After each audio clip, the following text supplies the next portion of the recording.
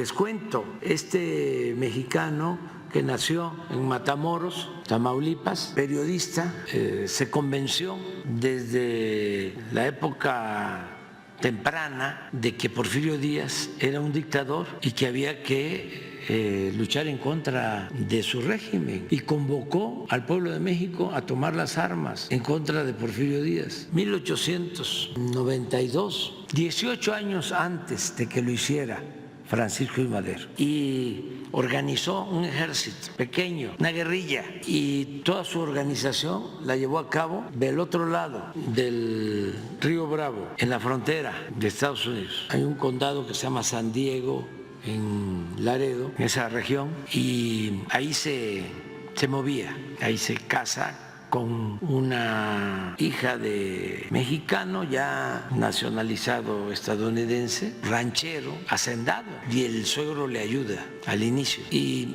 cruzan la frontera 2, 3, 4 veces, muy pocos enfrentamientos, reúne como a 100 combatientes en contra de Porfirio Díaz. Y como era periodista, buen escritor, era hasta poeta, sus documentos son muy buenos. El documento donde convoca a tomar las armas en contra de Porfirio Díaz es parecido al Plan de San Luis de 1910. ¿Y se imaginan lo que se representó en ese entonces ese levantamiento? No eran muchos los integrantes del ejército estadounidense, eran como 10,000, pero mandaron a la frontera como 3,000 del ejército estadounidense a perseguir a Catarino, más los Rangers de Texas, más lo que hizo Porfirio Díaz, que blindó la frontera. El hombre fuerte políticamente y militarmente en el norte era Bernardo Reyes, que estaba en la región militar con sede en Monterrey. Un idealista, Catarino, defensor de los migrantes, tiene cosas extraordinarias. Y de repente desaparece Catarino. Hay hasta corridos todavía de él. Y se sabe de él porque va a Cuba y va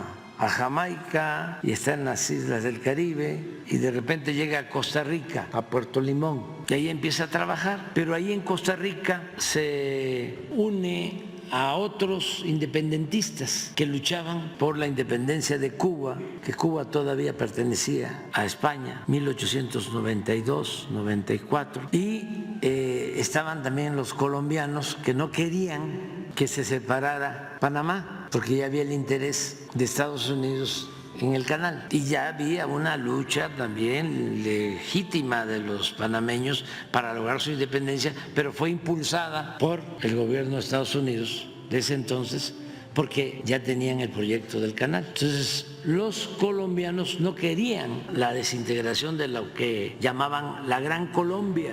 Entonces los conservadores de Colombia sí y los liberales de Colombia no. Entonces colombianos, cubanos, y ahí llega Catarino, se une a ellos con un acuerdo: me voy a ir a luchar a Cuba por la independencia, o me voy a Colombia a luchar por la integración de Colombia. Y ahí conoce pues a Martí, que estaba luchando por la independencia de Cuba, allá en Costa Rica, y ahí conoce a Maceo, Antonio Maceo, también líder del movimiento independentista de Cuba, y ahí conoce a un general Uribe, que es el personaje en la novela de 100 años de soledad de Gabriel García Márquez, Aureliano Buendía, que existió, él lo conoce. Entonces Catarino decide irse a luchar con los colombianos, y en Bocas del Toro, que ahora es de Panamá, pero en ese entonces era de Colombia, en la toma de un cuartel, ellos llegan por la noche, hay un enfrentamiento en el cuartel y ahí lo asesinan y lo dejan, lo entierran en una fosa común con otros guerrilleros. Un periodista colombiano,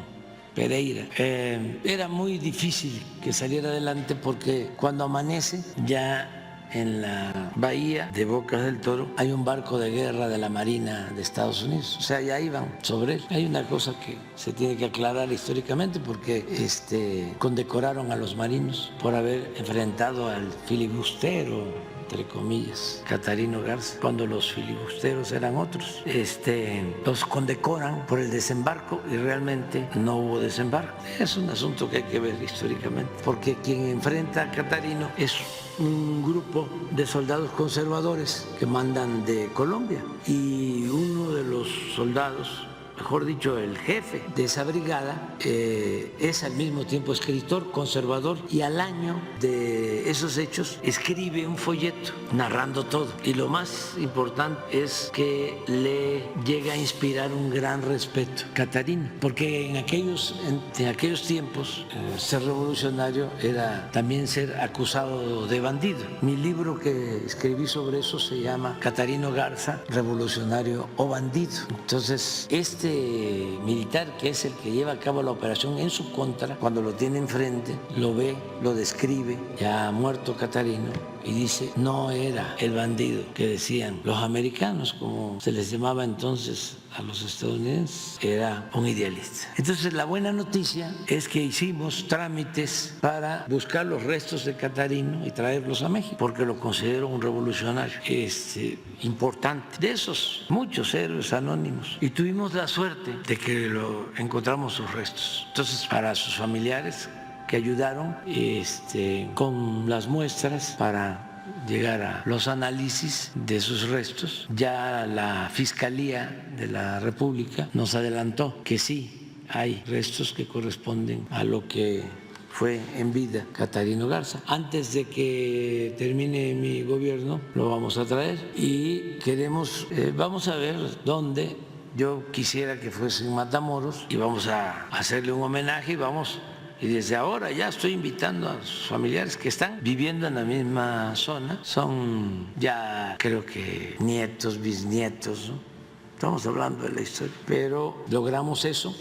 Y estamos también, y le pido a los de la comunidad de Chiapas, la Trinitaria, es que ahí también asesinaron a un dirigente colombiano, al único presidente colombiano indígena que luchó en México a favor de la República en la época de Juárez. Cuando Albino Corzo era dirigente liberal, él le pidió a Juárez que le permitiera al general Melo, que es el colombiano, José María Melo, que ayudara. Y entonces ahí está sepultado y estamos buscando también los restos para devolverlo a Colombia. Me lo pidió el presidente Gustavo Petro. Entonces es algo que a los familiares, a los revolucionarios, a los historiadores, a todos nos debe de interesar, porque siempre pues la historia es la maestra de la vida, nos ayuda mucho a comprender las cosas, a entender las cosas.